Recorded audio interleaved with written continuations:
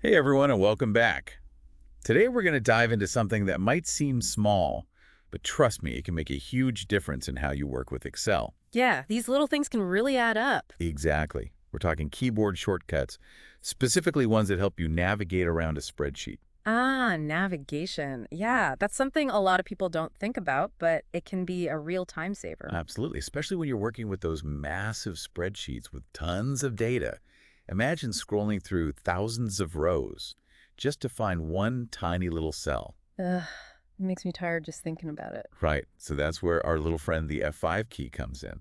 F5, the go-to function. Two funk. So tell me a little more about that. What makes it so special? Well, imagine this. You've got a spreadsheet open, and you need to get to cell D15 way down somewhere in the middle of nowhere. Okay, yeah. So instead of scrolling forever, you just hit F5, and this little box pops up. Okay. And you just type in D15, hit enter, and bam, you're there. Wow. So it's like instant transportation. Pretty much. No more wasted time scrolling up and down or side to side. So this little box that pops up, it sounds pretty important. It is. It's called the Go-To dialog box, and it has a few tricks up its sleeve. Oh, really? Like what? Well, first of all, you can use it to jump to named ranges, too.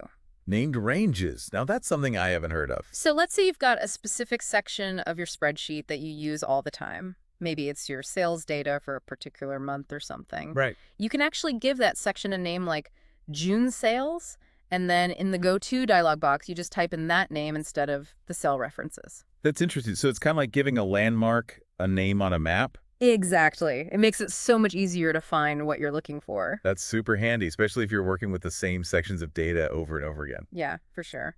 And there's another tab in the Go-To dialog box that's really useful. It's called Special. Special. Yeah. Okay, I'm intrigued. This one lets you select specific types of cells, like all the cells containing formulas, or all the blank cells, or the ones with conditional formatting. Whoa, hold on. That sounds super powerful. It is. It can save you a ton of time if you need to do things like audit your spreadsheet, clean up data, or apply formatting to specific cells. This F5 key is starting to sound like a secret weapon for Excel ninjas. Haha. Yeah, kinda.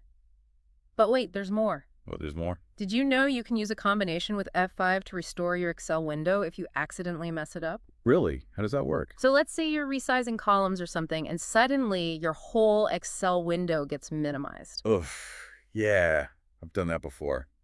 So frustrating. Instead of trying to drag it back to size, you just press Trido plus F5 together. And that brings it back. Yep. It instantly restores your window to its default view. No more fiddling around trying to fix a tiny window. It is a lifesaver. I Oh, can't tell you how many times that's happened to me. I bet. So we've got F5 for jumping to cells and named ranges swirl plus F5 for rescuing our window. And there's even another one, Shift plus F5. Another one. What does that do? That one's for finding data within your spreadsheet. Okay, well, that sounds like a whole other deep dive. Oh. Maybe we can save that for another time. Definitely. But just from what we've covered today, it's clear that the F5 key and its variations are essential tools for anyone who wants to master Excel navigation. Think about it. How much time could you save each week if you really got comfortable with these shortcuts? I bet it's a lot. It definitely adds up. Those little efficiencies can make a big difference in your productivity. Absolutely. And who doesn't want to be more productive? So next time you're in Excel, remember the power of F5. It's right there at your fingertips. Thanks for joining us on this deep dive, everyone. We'll see you next time. See ya!